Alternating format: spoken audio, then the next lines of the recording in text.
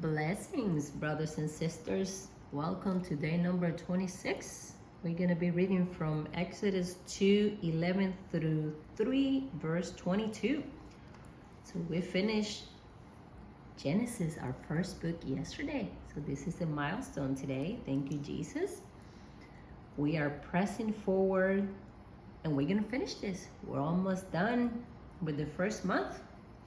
So a lot of great stepping stones to finish our first year reading the entire Bible. So thank you so much for being here with us.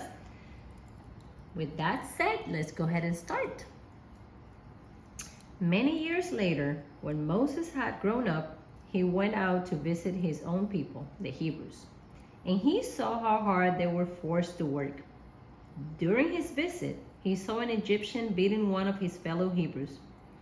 After looking in all directions to make sure no one was watching, Moses killed the Egyptian and hid the body in the sand. The next day, when Moses went out to visit his people again, he saw two Hebrew men fighting. "Why are you beating up your friend?" Moses said to the one who had started the fight. The man replied, "Who appointed you to be our prince and judge? Are you going to kill me as you killed that Egyptian yesterday?" Then Moses was afraid, thinking, "Everyone knows what I did." And sure enough, Pharaoh heard what had happened, and he tried to kill Moses. But Moses fled from Pharaoh and went to live in the land of Midian. When Moses arrived in Midian, he sat down beside a well. Now the priest of Midian had 7 daughters who came as usual to draw water and fill the water troughs for their father's flocks. But some other shepherds came and chased them away. So Moses jumped up and rescued the girls from the shepherds. Then he drew water for their flocks. When the girls returned to Reuel, their father, he asked, "Why are you back so soon today?" "An Egyptian rescued us from shepherds," they answered. "And then he drew water for us and watered our flocks." "Then where is he?" their father asked. "Why did you leave him there? Invite him to come and eat with us." Moses accepted the invitation and he settled there with him. In time, Reuel gave Moses his daughter Zipporah to be his wife. Later he gave birth to a son, and Moses named him Gershom, for he explained, "I have been a foreigner in a foreign land." Years passed and the king of Egypt died. But the Israelites continued to groan under the burden of slavery. They cried out for help, and their cry rose up to God. God heard their groaning, and he remembered his covenant promise to Abraham, Isaac, and Jacob. He looked down on the people of Israel and knew it was time to act. One day, Moses was tending the flock of his father-in-law Jethro, the priest of Midian. He led the flock far into the wilderness and came to Sinai, the mountain of God. There the angel of the Lord appeared to him in a blazing fire from the middle of a bush. Moses stared in amazement.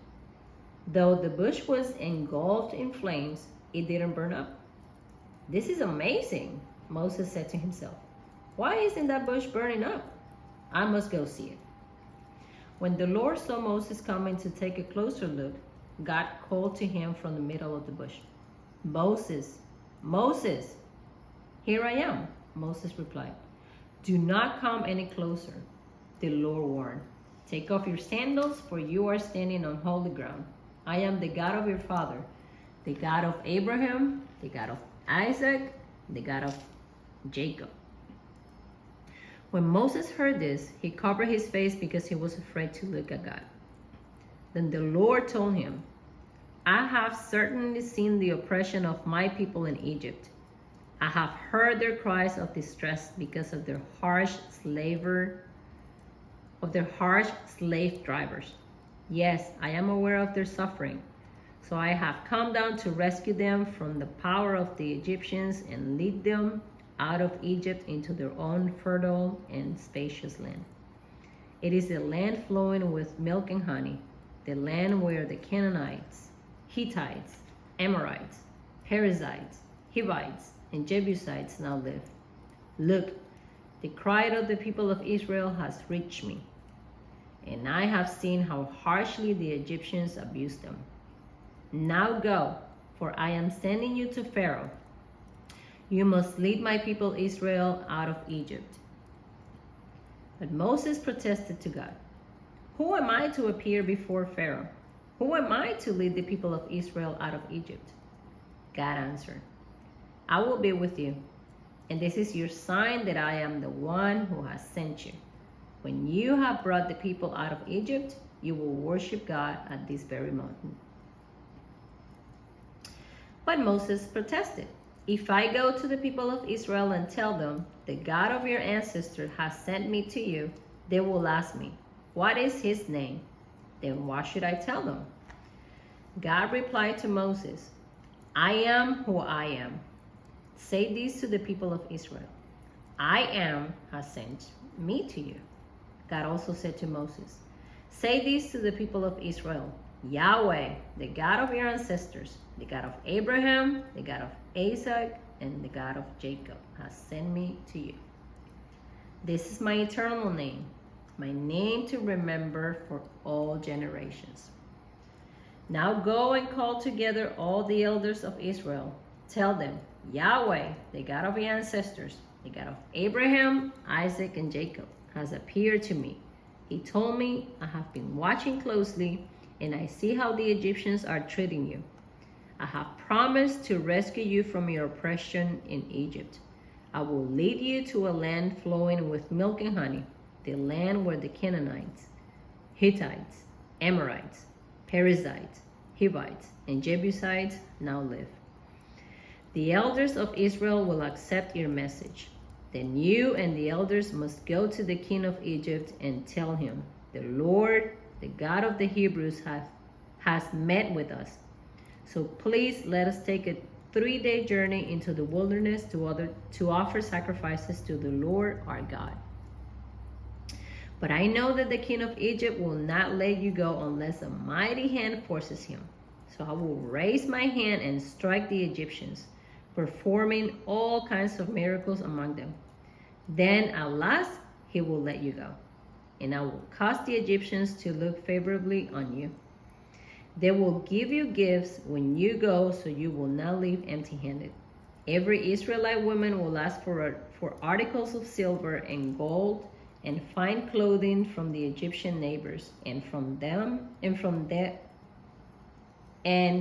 the foreign women in their houses. You will dress your sons and daughters with these, stripping the Egyptians of their wealth. Matthew 17:10-27. Then his disciples asked him, why do the teachers of religious law insist that Elijah must return before the Messiah comes? Jesus replied, Elijah is indeed coming first to get everything ready. But I tell you, Elijah has already come, but he wasn't recognized, and they chose to abuse him. And in the same way, they will also make the Son of Man suffer. Then the disciples realized he was talking about John the Baptist. At the foot of the mountain, a large crowd was waiting for them. A man came and knelt before Jesus and said, Lord, have mercy on my son. He has seizures and suffers terribly. He often falls into the fire or into the water. So I brought him to your disciples, but they couldn't heal him. Jesus said, you faithless and corrupt people, how long must I be with you? How long must I put up with you? Bring the boy here to me. Then Jesus rebuked the demon in the boy, and he left him. From that moment, the boy was well. Afterward, the disciples asked Jesus privately, why couldn't we cast out that demon? You don't have enough faith, Jesus told them. I tell you the truth. If you had faith as small as a mustard seed, you could say to this mountain, move from here to there, and it will move. Nothing will be impossible. After they gathered again in Galilee, Jesus told them, The Son of Man is going to be betrayed into the hands of his enemies. He will be killed, but on the third day he will be raised from the dead." And the disciples were filled with grief. On their arrival in Capernaum, the collectors of the temple tax came to Peter and asked him, "Doesn't your teacher pay the temple tax?" "Yes, he does," Peter replied. Then he went into the house. But before he had a chance to speak, Jesus asked him, "What do you think, Peter? Do kings tax their own people or the people they have conquered?" "They tax the people they have conquered," Peter replied. "Well then," Jesus said, "the citizens are free. However, we don't want to offend them. So go down to the lake and throw in a line. Open the mouth of the fish, of the first fish you catch, and you will find a large silver coin. Take it and pay the tax for both of us." Psalm 22, 1 through 18. My God, why have you abandoned me? Why are you so far away when I groan for help? Every day I call to you, my God, but you do not answer. Every night I lift my voice, but I find no relief. Yet you are holy, enthroned on the praises of Israel. Our ancestors trusted in you, and you rescued them. They cried out to you and were saved. They trusted in you and were never disgraced. But I am a worm and not a man. I am scorned and despised by all. Everyone who sees me mocks me. They sneer and shake their heads, saying, "Is this the one who relies on the Lord? Then let the Lord save him. If the Lord loves him so much, let the Lord rescue him." Yet you brought me safely from my mother's womb and led me to trust you at my mother's breast. I was thrust into your arms at my birth. You have been my God from the moment I was born. Do not stay so far from me, for trouble is near, and no one else can help me. My enemies surround me like a herd of bulls. Fierce bulls of Bashan have hemmed me in. Like lions, they open their jaws against me, roaring and tearing into their prey. My life is poured out like water, and all my bones are out of joint. My heart is like wax, melting with me. My strength has dried up like sun-baked clay. My tongue sticks to the roof of my mouth. You have laid me in the dust and left me for dead. My enemies surround me like a pack of dogs. An evil gang closes on me. They have pierced my hands and feet. I can count all my bones.